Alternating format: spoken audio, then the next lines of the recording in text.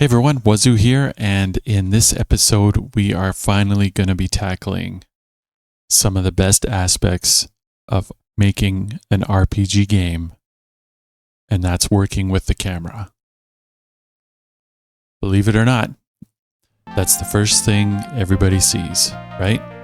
The first thing the players see when they start walking around in your world and interacting with your NPCs, doing your quests, killing your monsters, moving through your dungeons.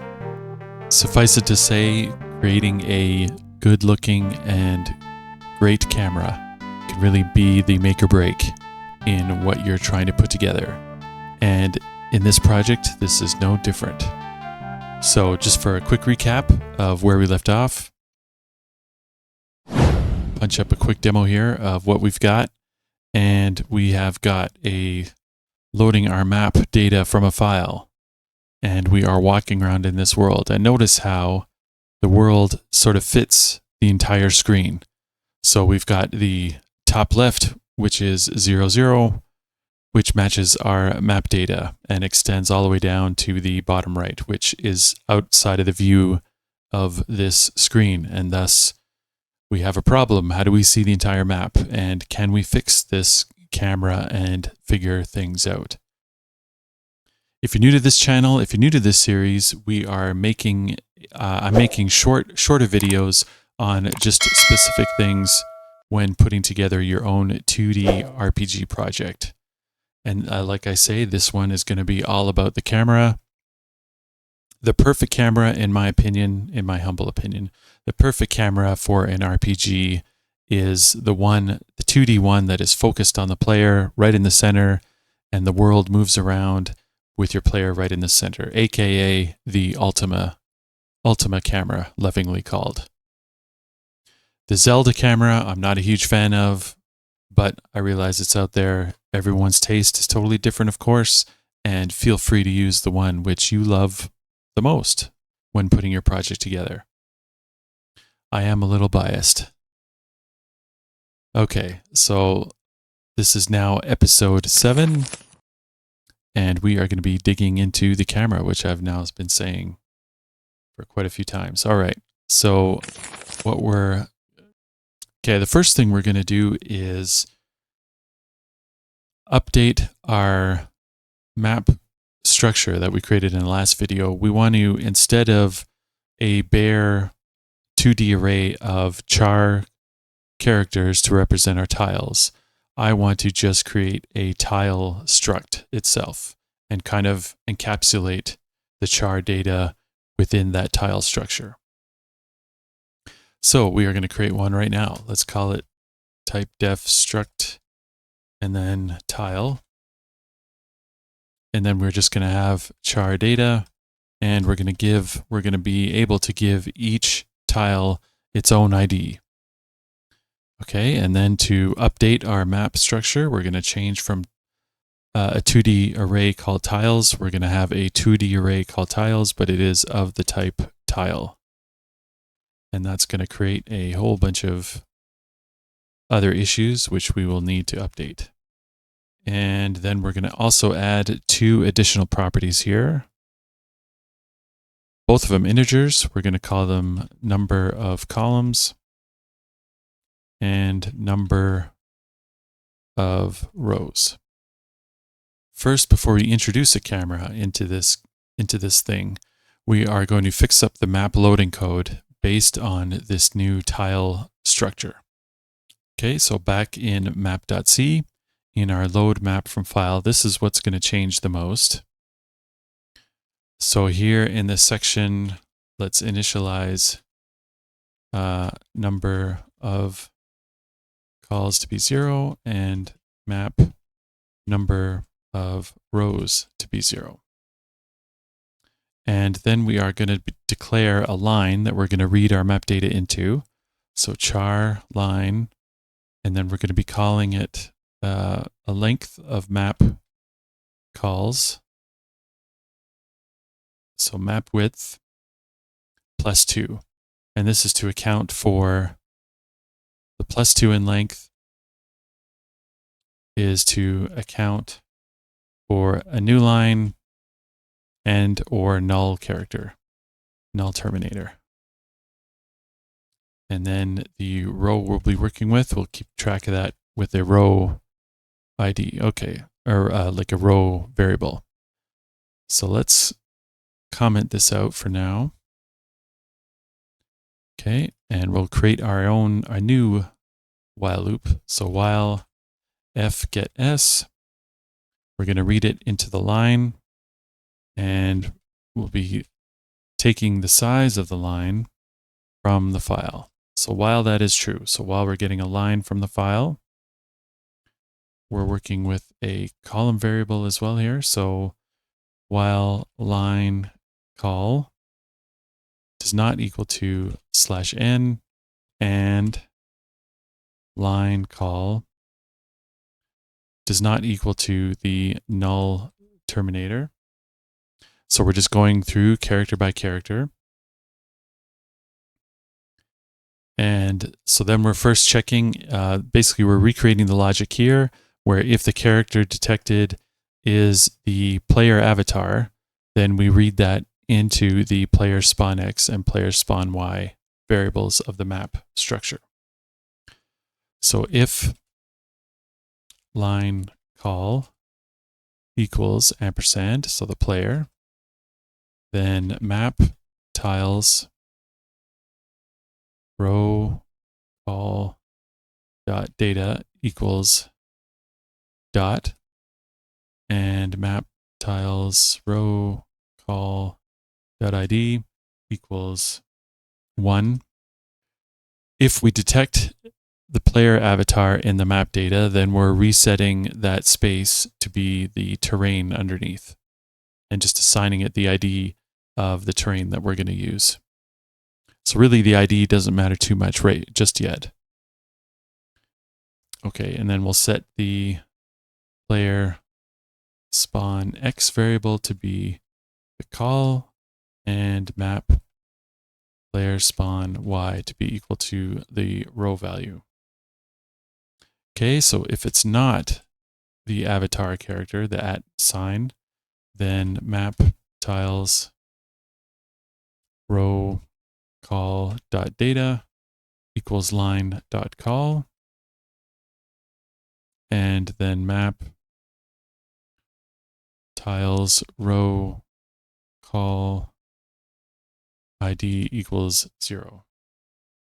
And then we'll just increment the call variable. And then outside of the inner while loop, if call is bigger than map number of calls, then map number of calls equals call. So basically, if the column value that we're reaching is greater than the value for the map number of calls, then just set the map number of calls variable to be the call variable. We just want to keep track of how large the column and row size is of our maps. Right now, we're using the maximum size, so 80 by 50, as we went through in the last video, but that may change in the future when we're working with different maps of different sizes. So row plus plus after this. And then if row is greater than or equal to map rows, map width, then break. And then before we exit, before we close the file, map number of rows equals row. Then what we'll have to update, or what I chose to update, is the draw map function here. Int rows equals map number of rows, and int calls equals map number of calls. So we're going to grab our number of rows and calls from the map structure. And then instead of y is less than map height, we're going to reference the rows.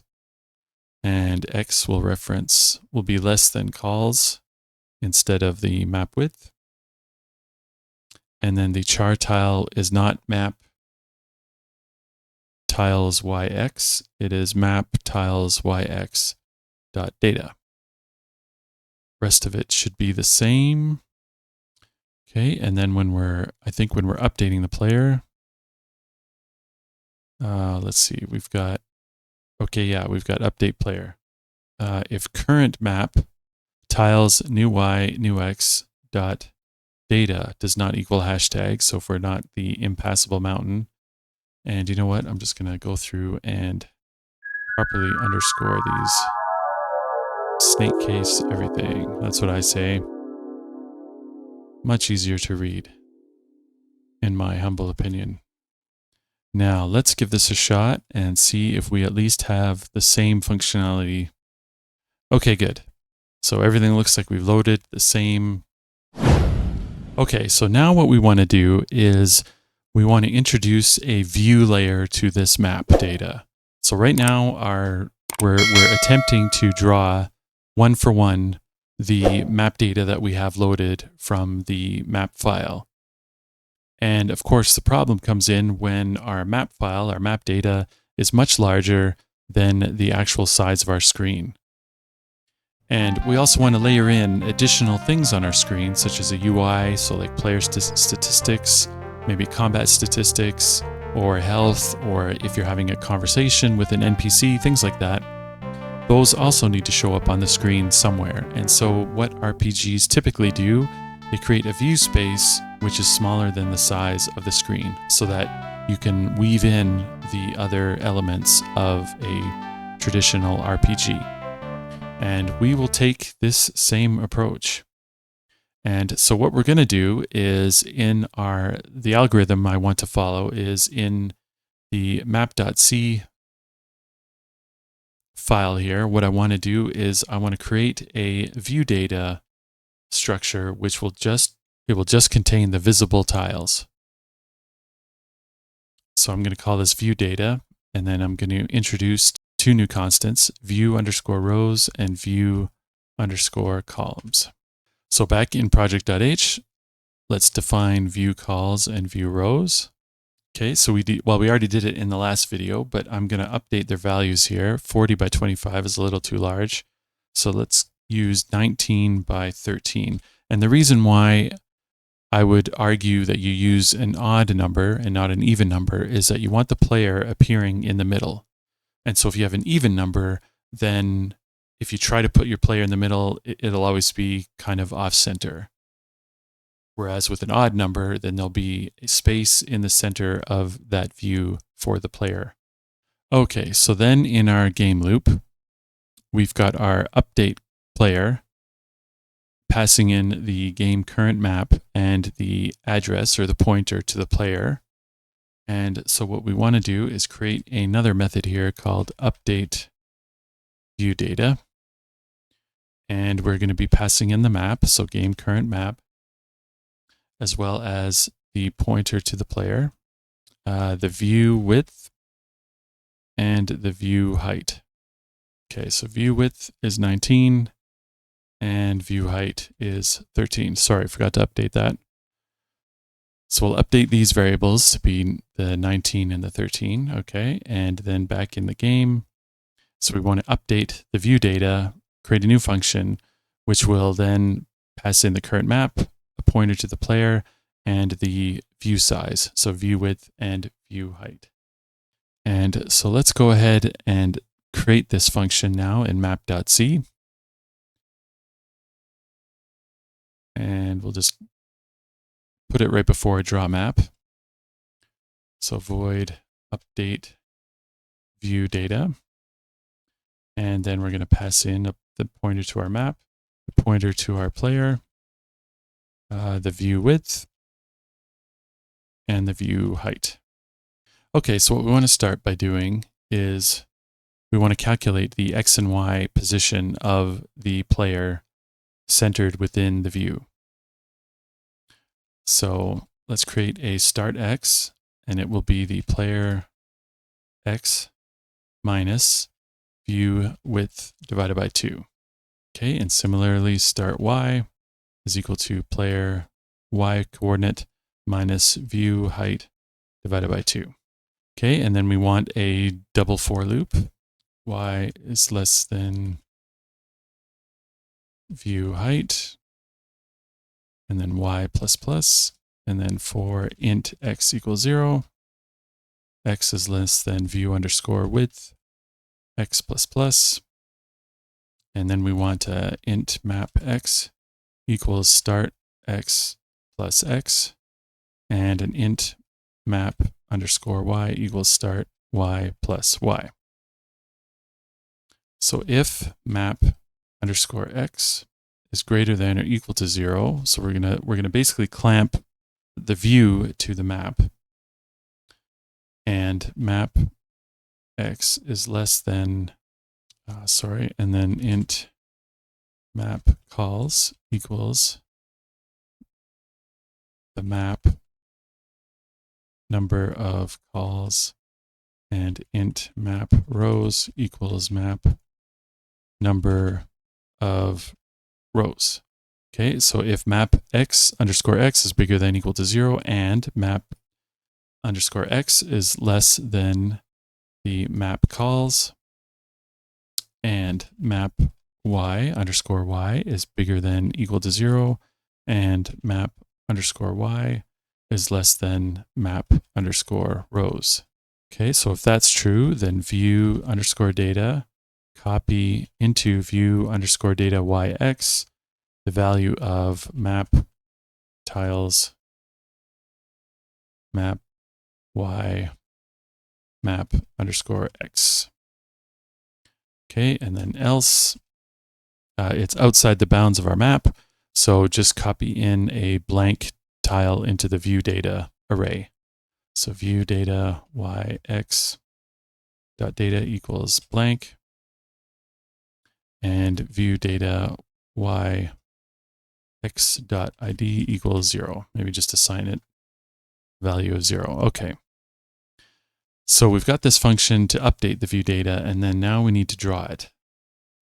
Okay, so then we're going to move to, instead of draw map, I'll introduce a new function called draw view data. So void draw underscore view underscore data, and we will take in the player as well as the size of the view. So view width and int view height. Okay, and then what we're going to do is a double for loop. So we're going to grab the tile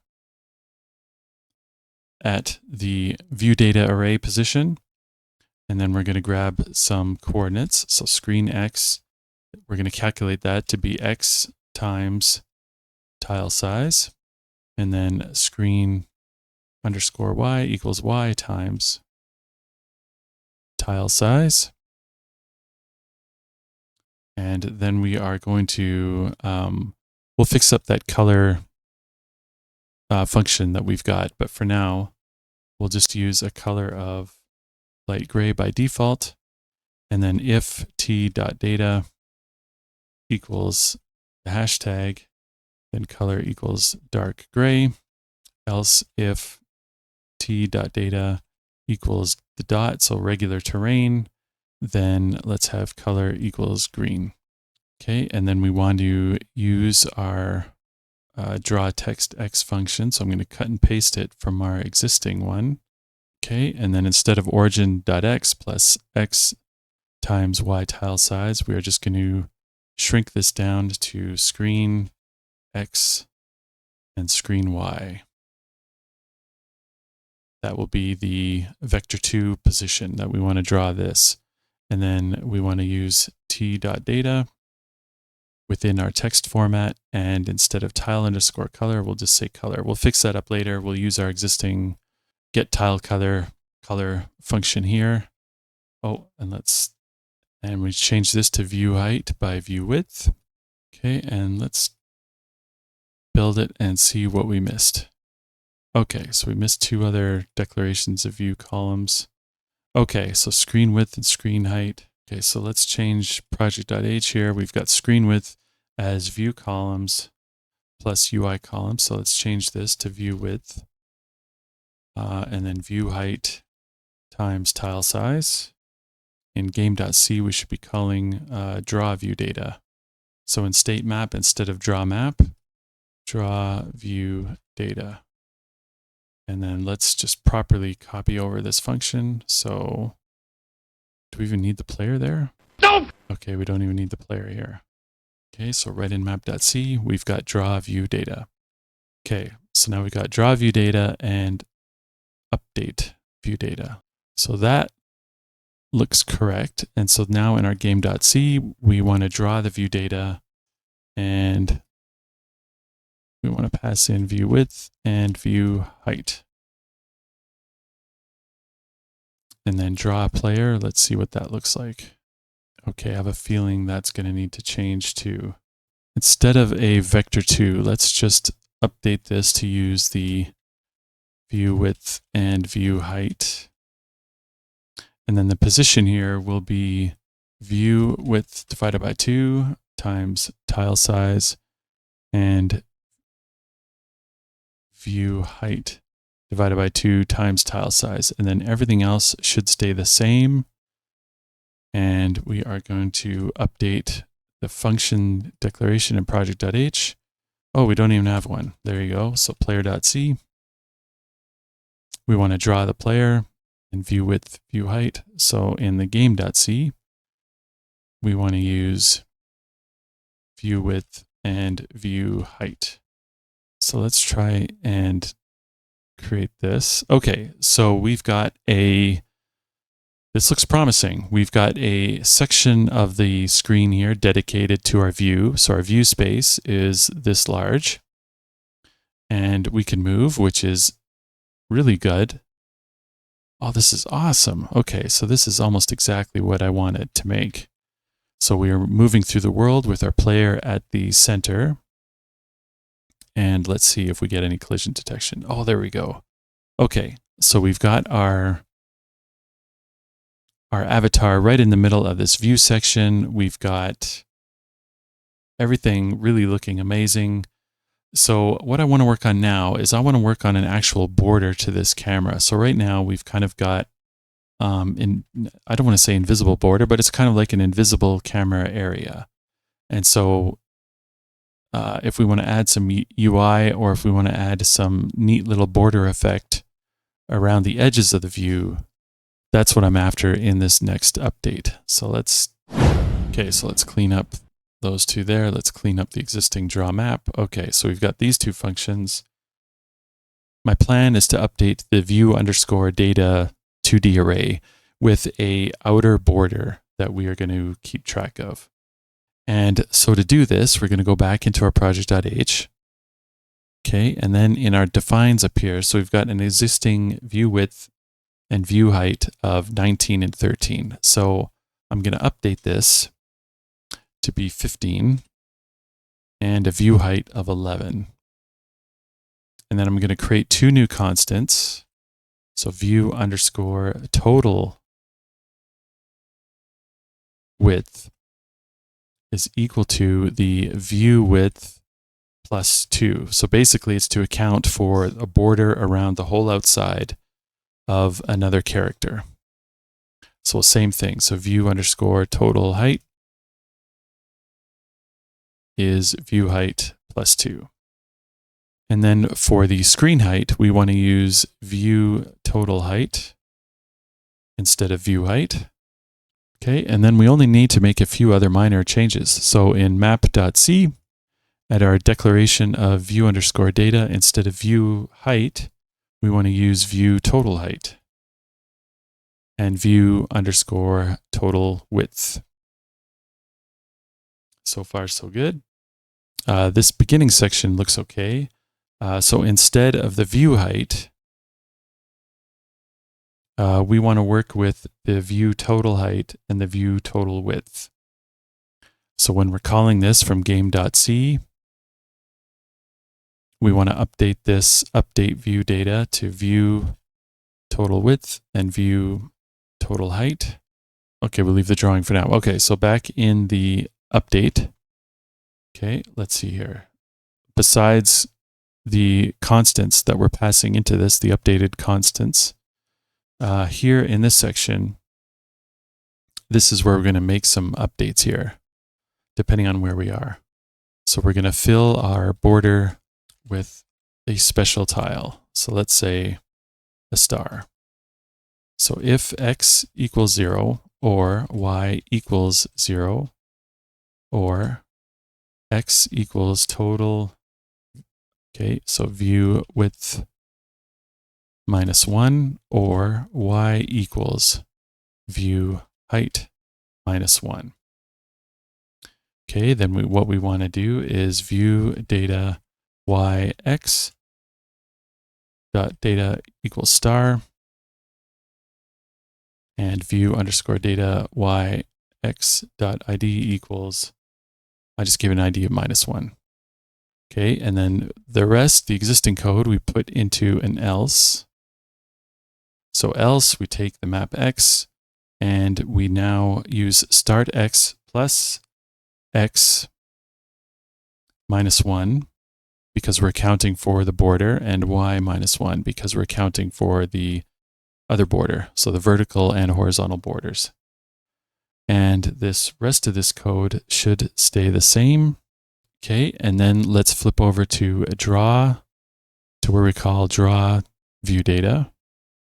And we are going to be passing in the total width and the total height to both draw player and draw view data and draw player. Okay, so let's go back in there and just double check. So draw view data. So we're passing in the total height, total width. Okay, and then I created another if condition here. So if t.id equals -1, then color equals yellow. So draw the border in yellow. Else if t-data, okay, and then I'll just finish this off with else color equals light gray. We don't really need that last else, but let's just put it in there to be a little bit more precise. Okay, and then let's see, draw player. So 1 to account for the border again, and to account for the vertical border, horizontal and vertical borders. Okay, so let's try this out and see what we get. Oh man. And this looks pretty close. Kind of looks a little bit off center to me, unless I am going nuts here. So this is looking really good. Okay, so what I want to do now is go ahead and fix up that function. So I want to rename this color function. So instead of calling it get tile color, I wanted to update this to be something get color from tile, and then pass in a tile. So I wanted to update this function here. And then back in the project.h, let's update that function declaration here. So get underscore color underscore from underscore tile. And then what we want to do here is in our draw view data, we want to comment all this out and just use color equals get underscore color underscore from underscore tile and tile t. Okay, and then let's update this function here. So we want to switch tile.data, case asterisk, we want to return yellow. Let's draw the border in yellow, the hashtag in gray, and we'll keep the existing colors. Okay, right here. So draw map, it would be, okay, we can, you know what? We can comment out this whole function because we're not using it. That's even better. So we've got our existing, this looks really awesome. I do want to figure out why our